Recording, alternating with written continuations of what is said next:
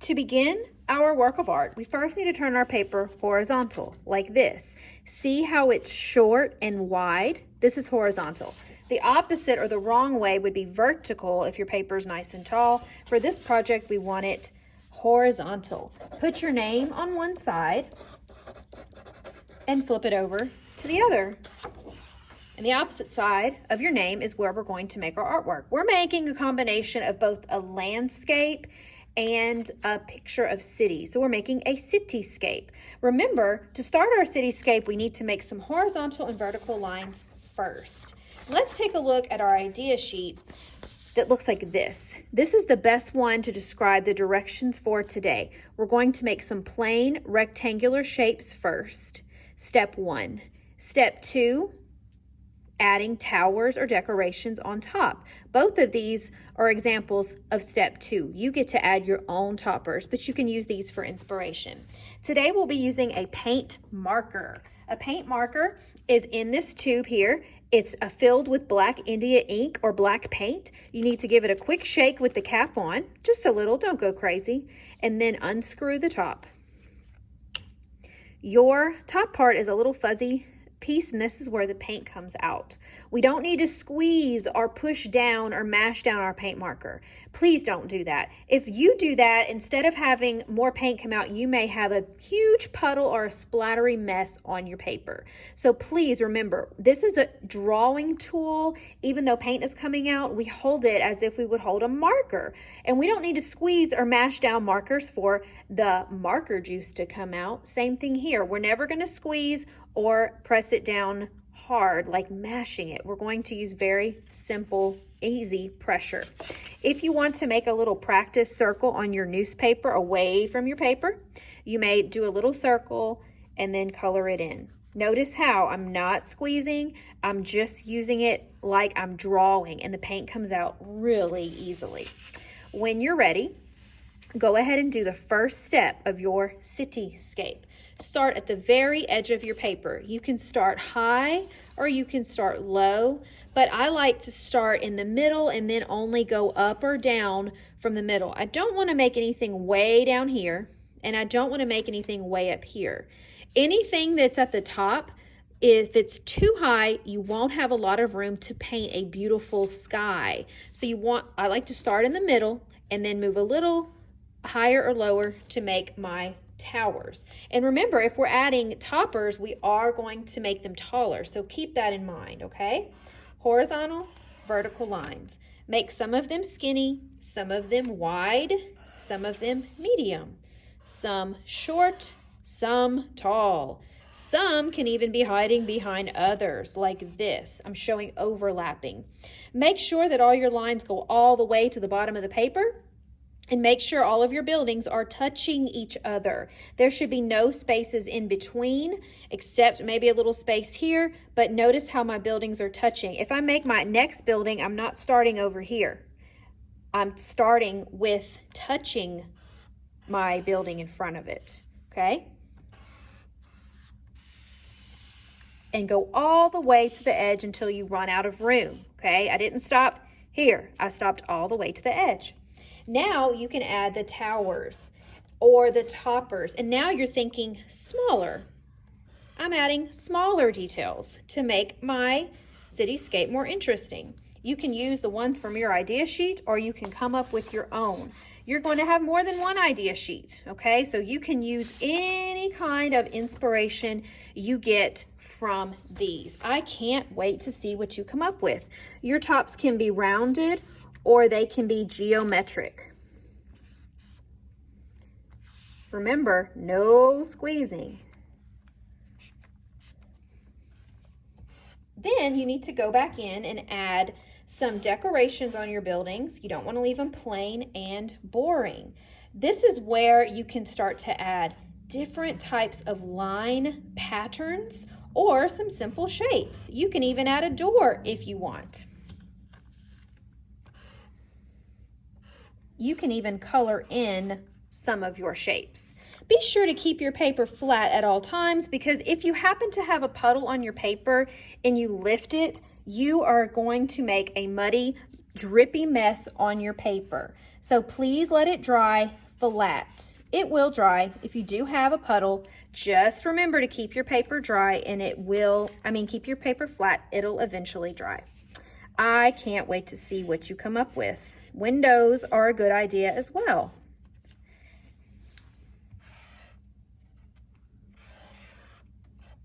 Look, I made a little clock right there. You can also practice free drawing before you dive into this step if you need to give yourself a little practice. Okay, I'm going to show you another technique if you want to do this. You don't have to. I started some buildings already right here, and now I'm going to show you how to make a 3D building. So these buildings are flat. I only see the front, okay? I only see the front.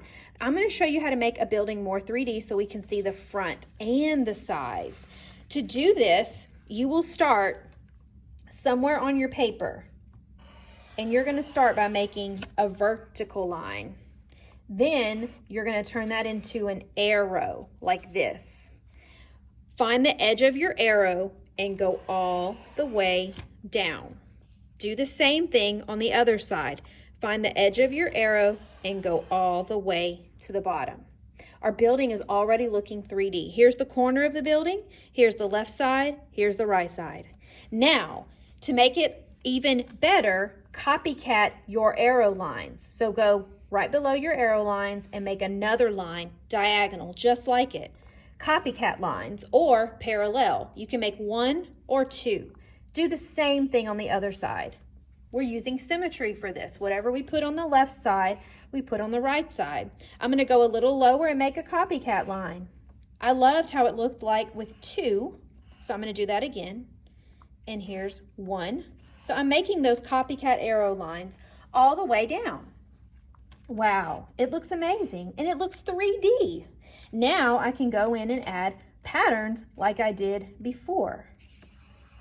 I can even color in some of my shapes, but I'm not going to go crazy. I'm going to leave a lot of white because it'll look really nice with the colorful background and the colorful monsters that I will add later. So you don't want to color in too much, okay? Now, what should I do with this empty space? Make a building, of course, a flat one, okay? So if I just connect that empty space, now I can make a flat building. I'm adding some windows and doors to make it interesting. And I'm adding a little topper. Let's make another 3D building. Remember, find an empty space on your paper. If you have a lot of empty space or too much empty space between two buildings, you can always add one like I did before, even if it's super skinny. Okay, to make a 3D building, remember, make a vertical line. Turn it into an arrow. Take the sides of your arrow and go all the way down on the left side and the right side since we're using symmetry. Then make some copycat lines from your arrow. Copycat lines that copycat this or parallel. They can be right underneath or we can move down more, okay? Whoops. I had to turn that into a beautiful oops because my paint dripped a little bit. I'm gonna move my paper over because I don't have an even surface. There we go. If you do smear or smudge, just turn it into a brand new shape.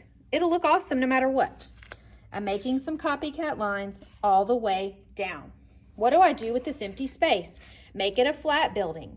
Now my cityscape is so interesting because I have 2D and 3D buildings all in one. I have some flat and some that look 3D.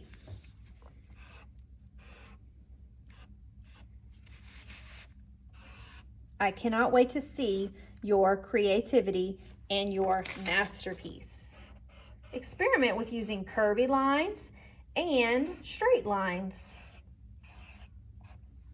Awesome. And I have plenty of room at the top to paint my lovely background next time. Have fun.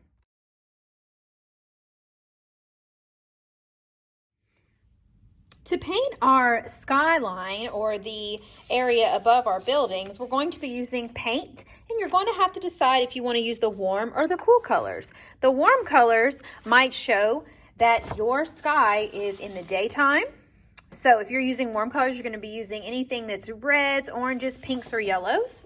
If you want to show that your sky has more of a calm and cool nighttime vibe, you're going to be using blues, reds, and violets. You can use 2 colors from your color family or 3, as long as you're using warm colors or cool colors, not both. When we're using our paintbrush, we hold our paintbrush right behind the ferrule or the silver part, holding it like a pencil grip. We're not going to grab it up here or in the middle, but close to the silver part, which is also called the danger zone. We want to keep fingers and paint off of this silver part.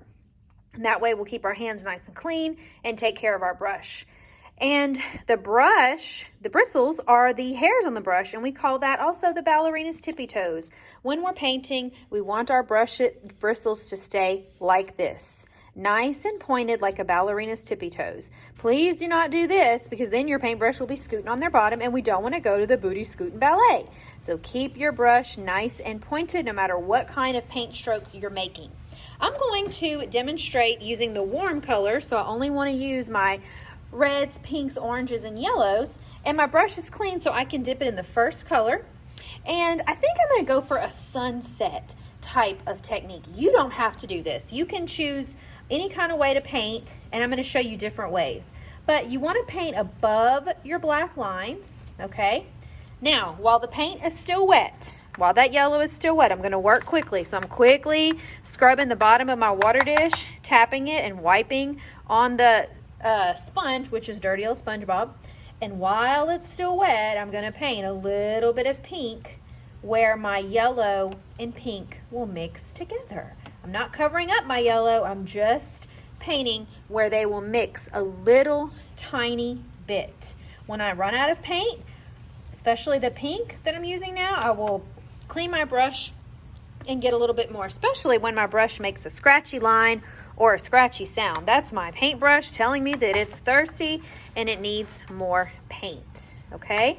So yellow and pink look wonderfully together when they're mixed because they belong to the warm color family. I'm going to go ahead and finish this with my pink right here. So we're going to go in between our buildings sometimes when we have some empty space. And I might want to go back up and just keep painting where my yellow and pink mix together. So I'm not just mixing it all like this. I'm only painting where they meet together like they're neighbors, okay? And I'm going to go in down here. While my pink is still wet, I'm going to work kind of quickly to wash. And I'm going to use the other warm color that I haven't used yet and do a little bit of mixing. So I'm going to get some orange. And I'm going to go right where they meet together. Wow, that looks great. And I can even go down here and I'm mixing because I'm painting on top of another color with the orange. Wow. And then I can go out and use as much orange as I can before I get more or before my brush runs out of paint, okay? Now I'm gonna clean it because I did some mixing. When your colors mix and you're switching, you always wanna clean that brush, okay? I can go back and do some more pink, some more orange, or I can go back to yellow. So I'm kind of doing like a pattern, a little bit yellow, then pink, then orange, yellow, pink, and orange.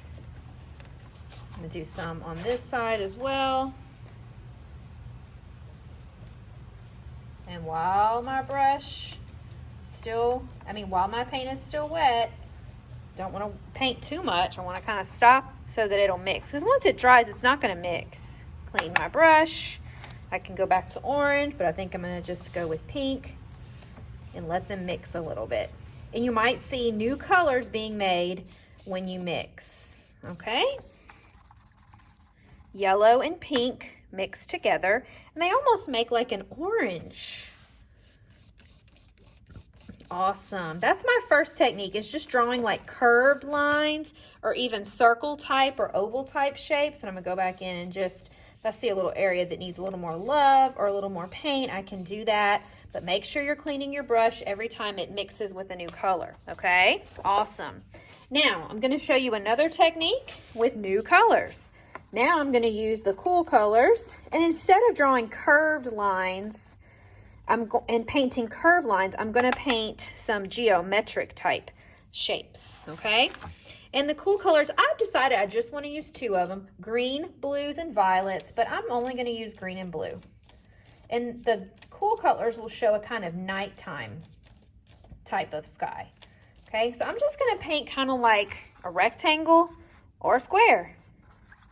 Clean my brush, get some blue, and I'm going to paint another rectangle or square next to it, maybe a little bigger. And where my blue and my green are touching, I'm going to make sure they mix a little bit. You don't have to do any mixing. If you want to, you can.